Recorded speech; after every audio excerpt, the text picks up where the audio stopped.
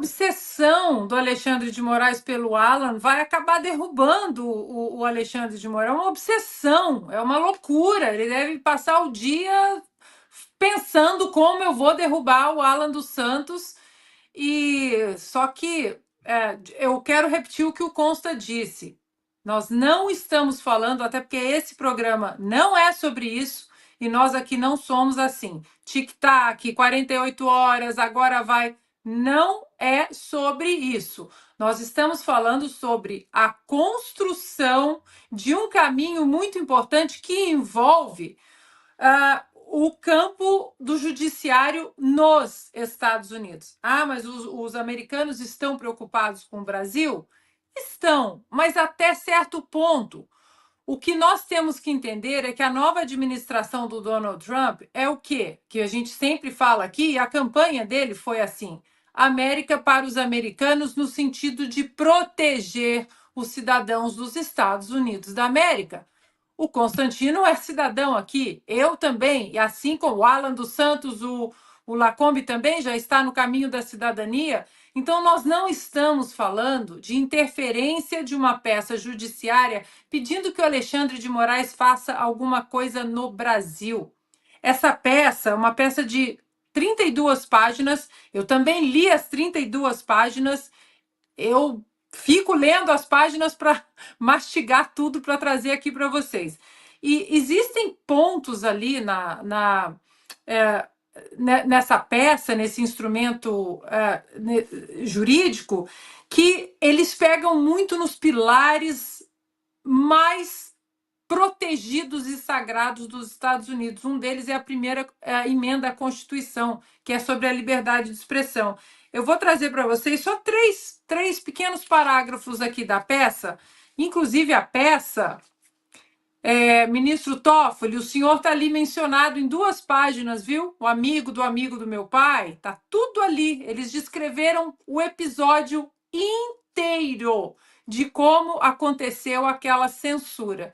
Portanto, que os ministros do Supremo entendam. Alexandre de Moraes pode ser o primeiro. O primeiro. O segundo talvez já seja o próprio ministro Toffoli. E diz o seguinte ali, 3 partes que eu separei para vocês. Sob a liderança do ministro Moraes, ordens sigilosas tornaram-se uma prática rotineira, forçando provedores de serviços online sediados nos Estados Unidos a banir usuários politicamente ativos em toda a plataforma, incluindo nos Estados Unidos, com base em alegações de discurso criminoso ou antidemocrático, tudo sob ameaça de multas diárias exorbitantes ou até mesmo o fechamento total das operações. Aí mais para frente está escrito assim: permitir que o ministro Moraes silencie usuário vocal em uma plataforma digital americana comprometeria o processo fundamental do país no debate aberto vigoroso. Nem imposições extraterritoriais, nem o ativismo judicial vindo do exterior podem se sobrepor às liberdades protegidas pela Constituição e pela lei nos Estados Unidos da América. E aí, lá no finalzinho da peça, tem um parágrafo que mostra exatamente a batida firme que isso vai causar. Conforme alegado neste instrumento, as ordens de censura manifestamente ilegais estão claramente fora do escopo da autoridade do ministro Moraes, tanto sob a legislação brasileira, mas sob diversos tratados internacionais entre os Estados Unidos e o Brasil. E aí, Lacombe, eu até escrevi sobre isso na revista Oeste. Eu vou pedir para o Franco colocar, Franco, aquele print de Global, aquele print daquela lei. Esse aí, Franco. Tem essa lei aqui, eu expliquei direitinho no meu artigo da Oeste, falei em outros veículos também. Essa lei que chama Magnitsky é uma lei que ela pega exatamente aqueles que atentam contra direitos humanos, contra a liberdade de expressão no mundo. No mundo. já há mais de 600 nomes. No primeiro ano foram 40 nomes. Essa lei foi sancionada pelo Obama. E aí eu liguei para esse assessor do Senado dos Estados Unidos. Essa minha fonte é maravilhosa porque é um assessor do Senado. Eu converso com assessores de senadores, mas essa pessoa é um assessor do Senado americano. Ou seja, alguma dúvida que eu tenho que ele não saiba me responder, ele vai até o departamento jurídico do Senado americano, pergunta e me responde. E eu perguntei para ele essa semana como essa lei poderia atingir Alexandre de Moraes. E ele me disse o seguinte: que o Moraes é acusado de reprimir vozes críticas ao governo brasileiro e já ordenou o bloqueio de mais de 150 contas de jornalistas, políticos e cidadãos do Brasil sem processos públicos claros. E que, no caso das empresas do Trump e do Rumble, ele exigiu que contas nos Estados Unidos. Esse é o ponto que o Alexandre de Moraes ainda não entendeu. Ele exigiu que contas nos Estados Unidos fossem apagadas, ameaçando multas e bloqueios, mesmo estando fora de sua jurisdição. E aí ele me disse o seguinte: que isso afeta um direito humano básico, protegido por leis internacionais, como a Declaração Universal dos Direitos Humanos e a Convenção Americana que o Brasil assinou. Eu peço até perdão aos meus colegas, a nossa audiência, de me estender um pouquinho, mas é que eu acho que uma porta muito importante foi aberta para o começo do desfecho, do final, que nós vamos ver em relação a essa batida contra a liberdade de expressão do ministro Alexandre de Moraes.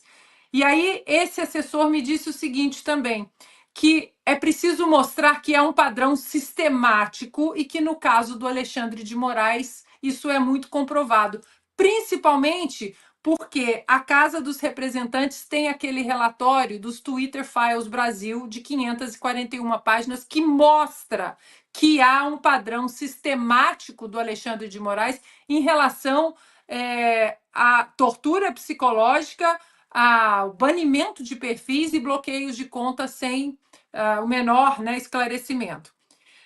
E aí depois ele me fala o seguinte, que provavelmente o Consta pode até entrar nesse ponto que ele me trouxe. Ele disse que ONGs, vítimas e até o governo dos Estados Unidos podem reunir provas, como documentos de ordens judiciais, depoimentos de afetados e registros de bloqueios além das multas, que isso seria enviado para o Departamento do Estado, ou seja, o Marco Rubio, que está de olho no Brasil, e o Departamento do Tesouro nos Estados Unidos. E que aí, no caso do Moraes, como o Consta disse, vai o bloqueio financeiro e todos aqueles que estão no sistema SWIFT, todos aqueles são afetados, ou seja, não movimenta nada financeiramente nos Estados Unidos e em nenhum outro país que tenha tratados econômicos e financeiros com os Estados Unidos. Além de, claro, não vai poder mais entrar aqui nos Estados Unidos e isso pode ser estendido para os familiares. De novo, não é tic-tac, não é agora vai, não é bala de prata, mas é um movimento importantíssimo porque essa peça fala da soberania dos Estados Unidos. Para fechar, Lacombe, no press release, na declaração para a imprensa que eles colocaram, os advogados do Donald Trump e do Rumble, eles disseram o seguinte: imagine se a China, o Irã ou a Coreia do Norte tentassem calar um jornalista que mora nos Estados Unidos, emitindo ordens judiciais e exigindo que as plataformas americanas removessem seu conteúdo. Isso seria legitimamente considerado um ataque à soberania americana. Então, por que o Supremo Tribunal Federal do Brasil deveria ter permissão para fazer isso?